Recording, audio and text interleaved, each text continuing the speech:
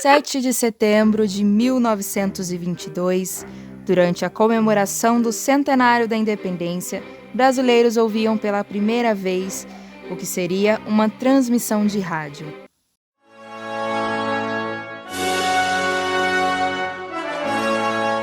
Radiofrequência, que se tornou possível romper barreiras geográficas e sociais, promovendo acesso a conteúdos informativos e educativos em todo o país. A Rádio Sociedade do Rio de Janeiro foi fundada em 1923 pelo antropólogo e educador Edgar Roquette Pinto. Apesar do sucesso, o rádio só ganhou espaço na década de 1930. E foi após a sanção de uma lei autorizou a transmissão de propagandas pelas emissoras de rádio em 1932. Assim, grandes empresas começam a investir em propagandas no rádio e, com isso, o aparelho passou a ser mais acessível.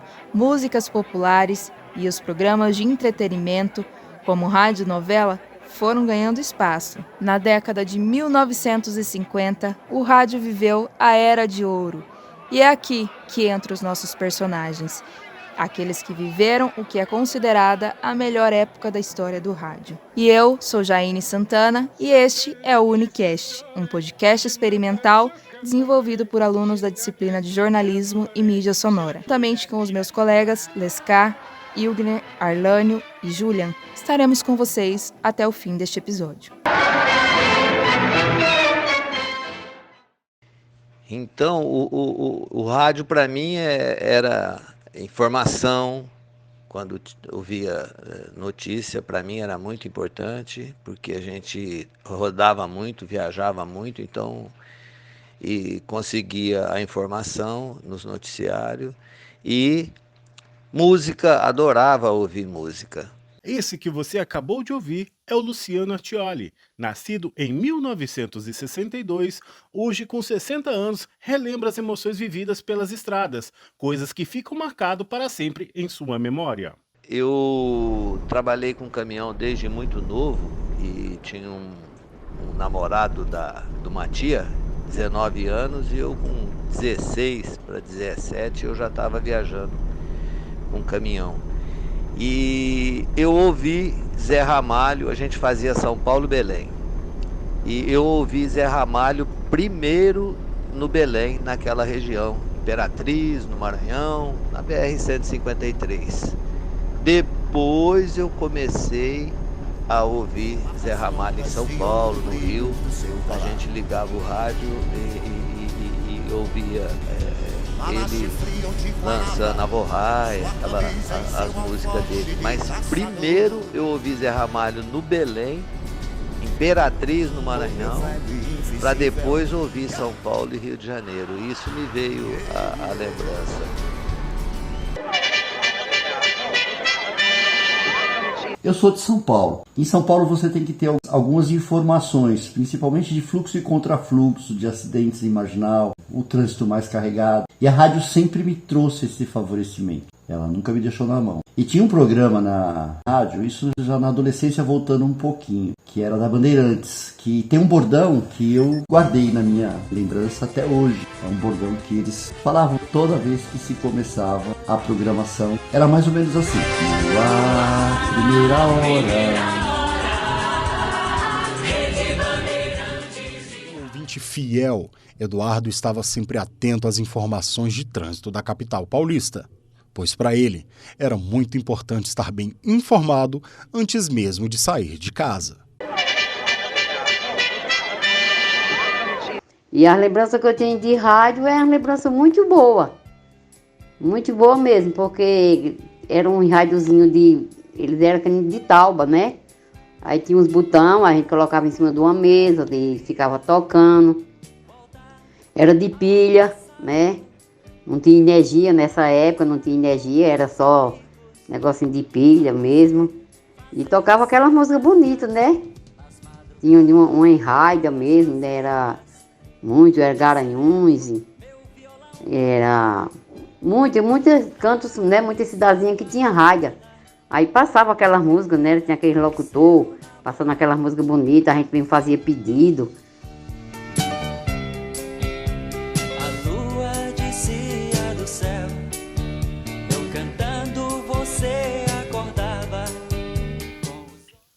Maria de Lourdes, aos 64 anos de idade, nascida no interior de Pernambuco, uma vida simples de interior.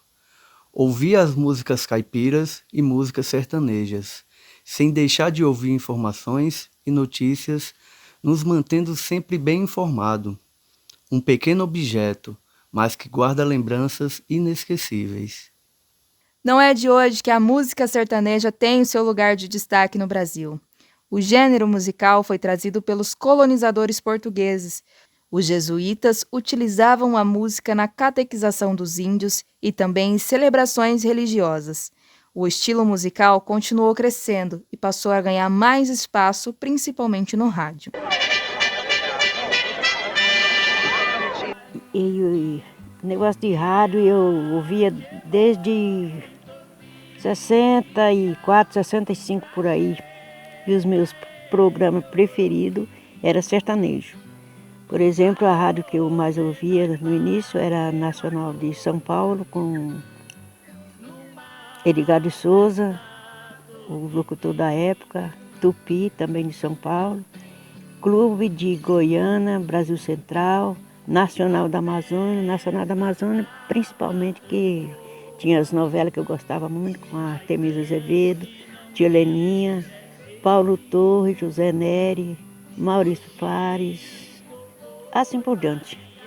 As músicas da época eu gostava muito de sertanejo, mas os títulos eu não tenho, por exemplo, mas eu gostava muito do Silveira e Barrinha, Moreno e Moreninho, André e Andrade, Tonico Tinoco e outros da época, é os que eu mais preferia.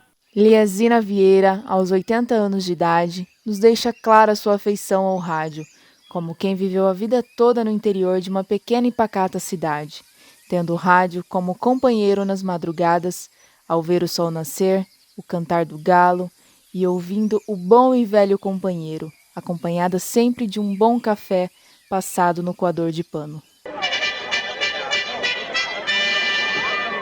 A minha primeira memória, quando eu me lembro de rádio, é quando eu era criança.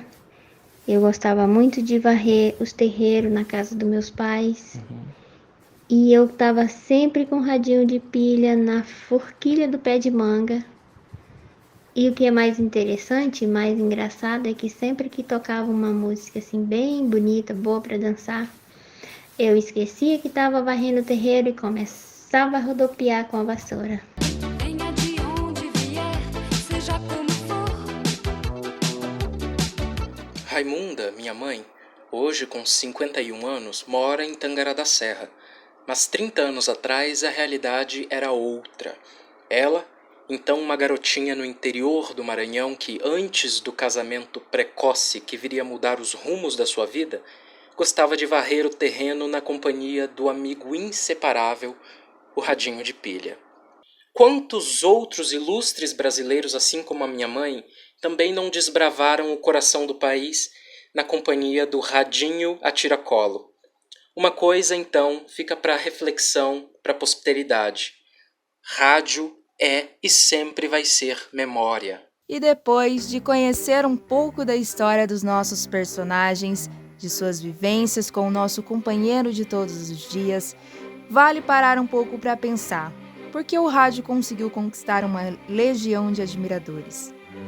Na verdade, esse é um meio de comunicação riquíssimo em possibilidades, principalmente por usar e abusar de duas características fortes no ser humano: a imaginação e a emoção.